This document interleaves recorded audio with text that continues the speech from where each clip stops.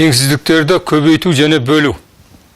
Егер А, Б, С, Д сандары оң сандар болатын болса, онда теңсіздік таңбалары бірдей болып тұрған теңсіздіктерді көбейту үшін сол жағындағы сандарды көбейтіп, сол жағына, оң жағындағы сандарды көбейтіп, оң жағына жаза саламыз. Мысалы 0,3 үлкен 0,2, 4 үлкен 3 теңсіздігін көбейту үшін таңбалары бірдей болғандықтан сол жағындағы сандарды көбейтіп, сол жағына, оң жағындағы сандарды оң жағына жаза саламыз. Сонда ақиқат теңсіздік шығады.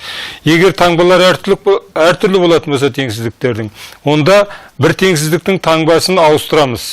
Яғни сол жағын оң жағын, оң жағын сол жағын ауыстырып жазамыз. Сонда теңсіздік таңбасы алғаш теңсіздікпен бірдей болады дағы, жаңағы көбейту ережесін қолданып, сол жағын сол жағына көбейтіп, оң жағына көбейтіп жазғанда ақиқат теңсіздік шығады. Келесі теңсіздіктерді бөлу.